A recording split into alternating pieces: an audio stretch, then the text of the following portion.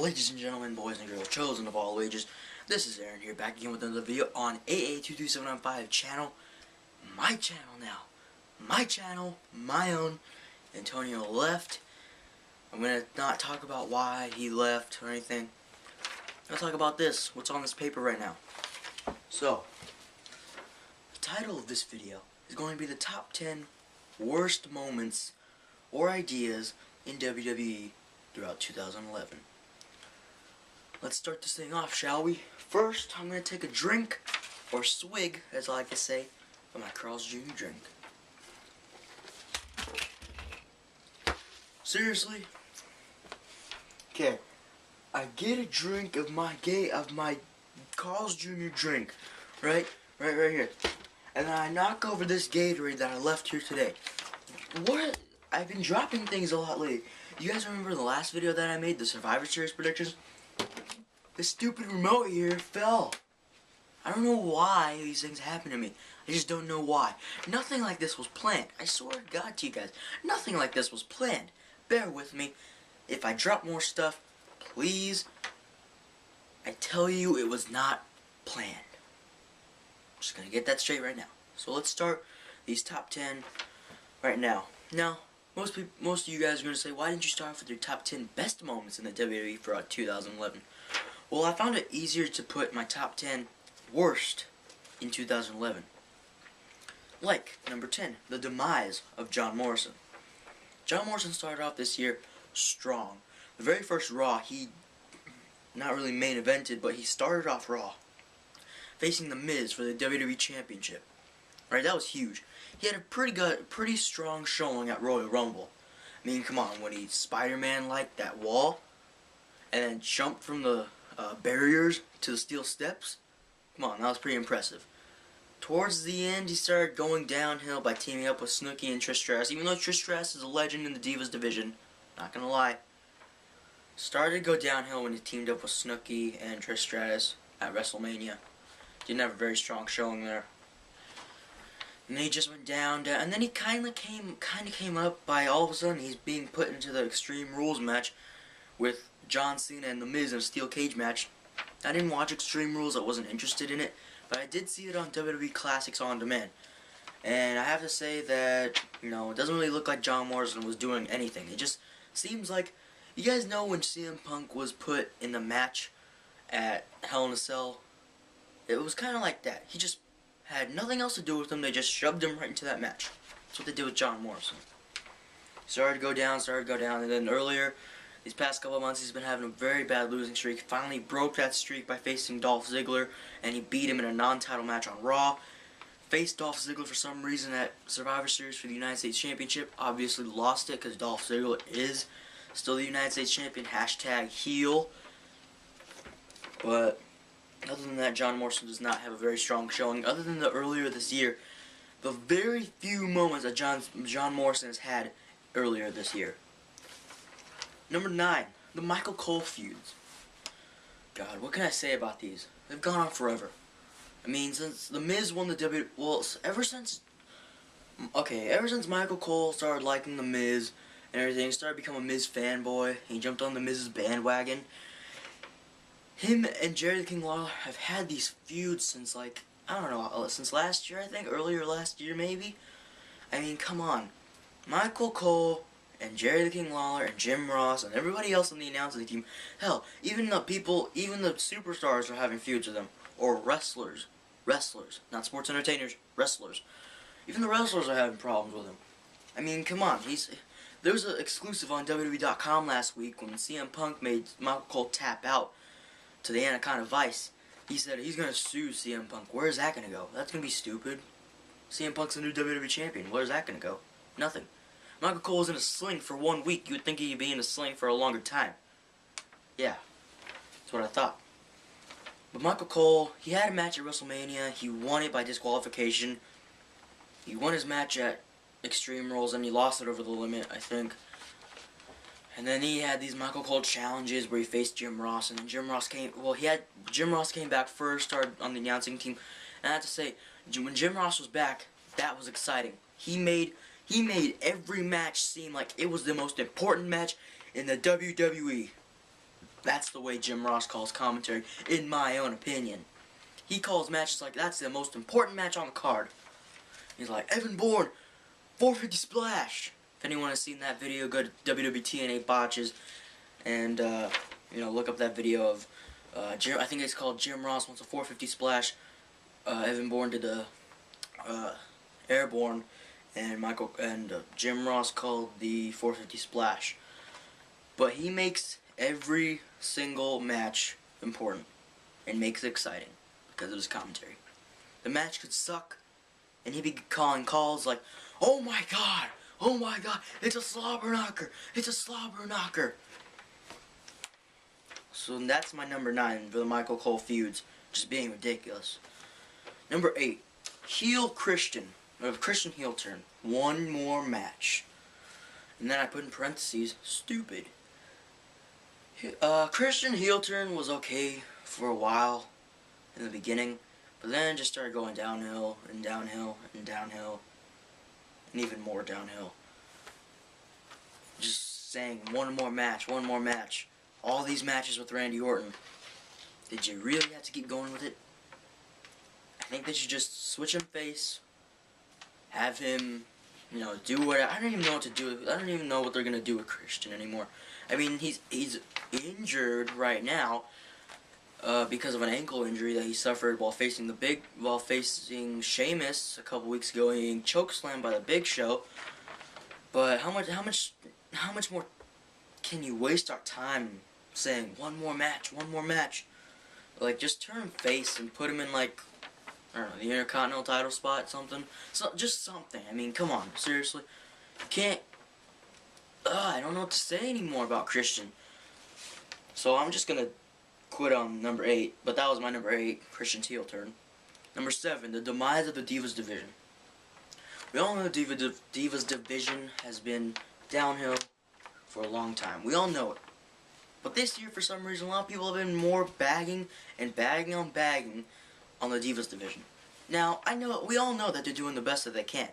We all know that they're doing what they can to entertain and all that kind of stuff. Now, as much as I do like Kelly and all the other divas, except for Beth Phoenix and Natalya, and the Bella Twins, they're kind of weird right now. You're like cat suit, I don't know. But, yeah, just a lot of people have been bagging on the Divas division. I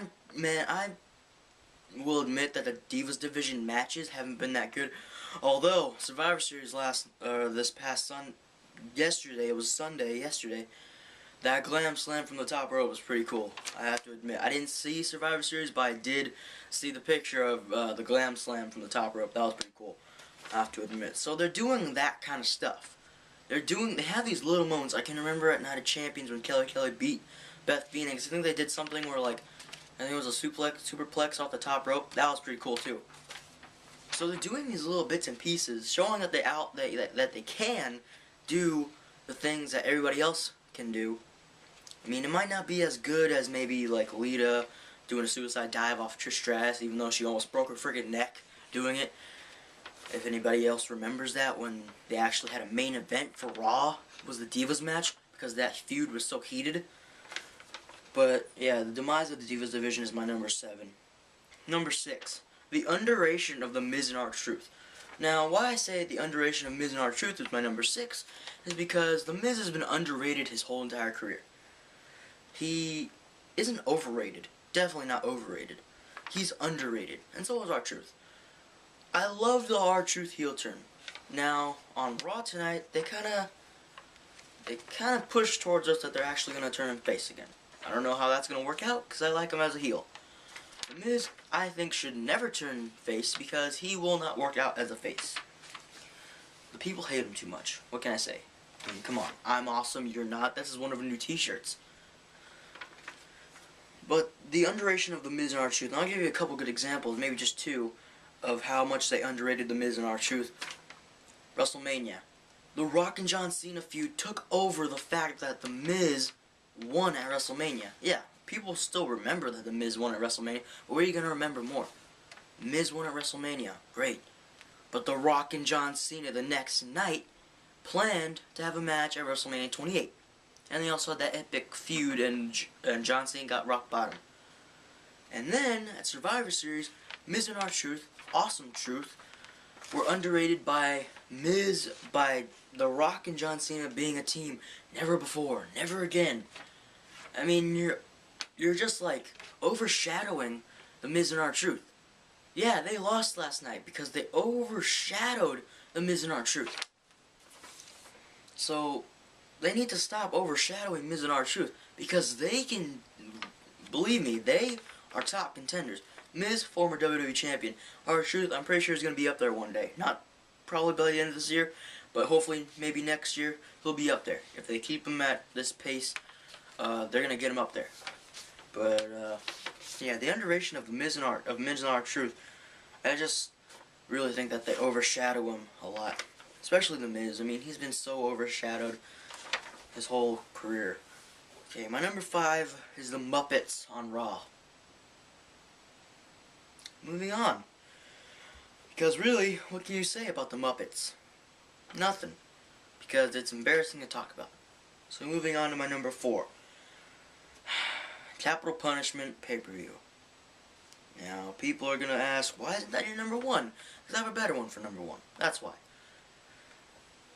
They're pushing it because Linda McMahon was going into politics, and she was running for something. I don't know what it was, because I'm not really interested in politics, so shocker. But they were pushing it for Capital Punishment, and it did not work. The fake Obama and stuff, I mean, it was just so poor. And I think that was the worst pay-per-view of the year. Capital Punishment. Number 3, Daniel Bryan. Now, I just put Daniel Bryan's name. He's been falling lately. Really bad. Really, really bad. Ever since winning Money in the Bank, they put him on this losing streak. And then I guess he finally broke it against Tyson Kidd on SmackDown. But you have the guy win the Money in the Bank, and then you have him go on this losing streak. How's that going to affect him trying to win the WWE or World Heavyweight Championship at WrestleMania, like he said he's going to do? But, I mean, come on. You're going to build him up that much and then bring him back down as much as you can. I mean, that's, like, you bring him up to the top of the hill, and then some guy just comes and pushes him down, and then he stops, he's like, okay, maybe I'm just going to stay right here, and then we'll work my way back up. But no, someone else is going to go push him back down, he's going to be at the bottom of the hill, and now he's at the bottom of the hill, now he has to work his way all the way back up. What are you doing? So, Daniel Bryan really needs to step it up before WrestleMania. I recommend putting him in a couple good feuds before WrestleMania. Maybe have him feud with somebody, I don't know, maybe Tyson Kidd. Is he a face now? I really don't know. But have him feud with somebody, I don't know. Could be anybody. Any heel. Don't really know what to say about that. So we're getting down to the line right now. Number 2. Passing around of the WWE Championship. It's like a hot potato, like CM Punk said. It's a hot potato. Who's gonna catch it? Oh my god, here's the WWE Championship. Who's gonna catch it? Who's gonna catch it? A lot of people caught hot potato, and they passed it around. Throughout the summer, you had John Cena as champion, going into Money in the Bank in Chicago, losing it to CM Punk. CM Punk leaves the company with the real WWE Championship. The next night, they have a tournament. The Miz and Rey Mysterio win that tournament. But unfortunately, they couldn't wrestle that night because of other stuff, like that promo where Triple H became COO and all that kind of crap.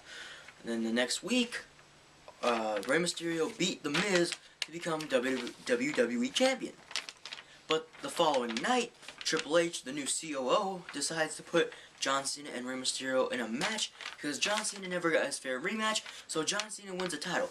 But the real WWE Champion, CM Punk, comes back with a huge, huge upbringing, comes back, claims that he's the real WWE Champion.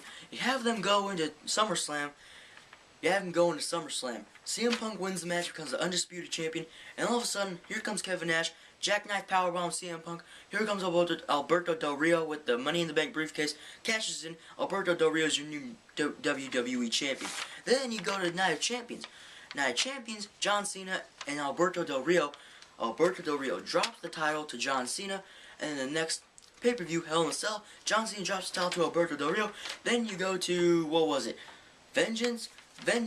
John Cena and Alberto Del Rio. Alberto Del Rio retained the title. And then you go to Survivor Series, Alberto Del Rio versus CM Punk. CM Punk wins the title. And CM Punk's the new WWE champion. That was a mouthful. I'm not gonna lie.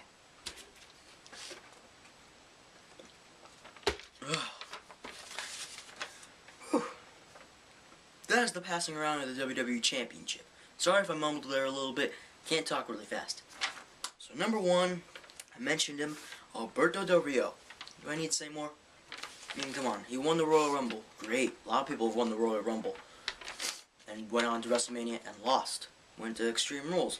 Lost. Was drafted to Raw. Had a feud with the Big Show for a little bit. And then he became number 1 contender, but unfortunately, he had to be put in the Money in the Bank match because CM Punk was reinstated and put in the Money in the Bank pay-per-view against John Cena. And I just said that like a million times, I don't know why.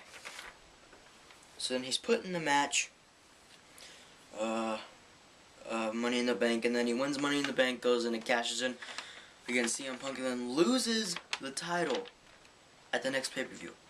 And then he wins the title back at the next pay-per-view.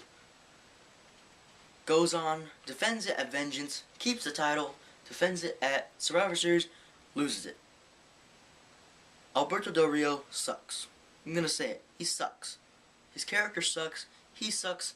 I really don't like him in the ring right now. He just sucks. You people can say what you want, okay? I called it. I really did. I called it. In the beginning, I called it. How are you gonna have Alberto Del Rio beat Edge? And I'm going all the way back. How can you have Alberto Del Rio beat Edge when Edge has been there for how many years? Alberto Del Rio has been there for what, 5 months? We're going all the way back, people. I called it. Personally, I think I called it. So Alberto Del Rio was not fit to be champion. He's still not fit to be champion. I don't know what they're going to do with him now. But apparently, there is a rematch on Raw next week. Let's see where they're going to go from here. Alright, that is my top 10 worst moments or ideas in 2011 for the WWE. Hope you guys enjoyed this video. Maybe you guys can make a top 10. Make it as a video response down below. Leave your thoughts on my top 10. Maybe you agree with them, maybe you don't. Maybe switch some of them around. Which one do you think was worse? Which one do you think was better? Do you think one of them should not be on there? Don't forget to friend me on Facebook, Aaron. It's at Aaron. There will be annotations or links down below. Mostly, I'm going to think annotations. Follow me on Twitter at YoungAG21. Again, there'll be an annotation or a link. Subscribe above for more wrestling content, top 10 videos, reviews, rants, anything else from me. Subscribe above, all that great stuff. And hope you guys had a very good Monday 21st, 2011. Aaron here's getting tired, and I'm gonna go now. Peace out.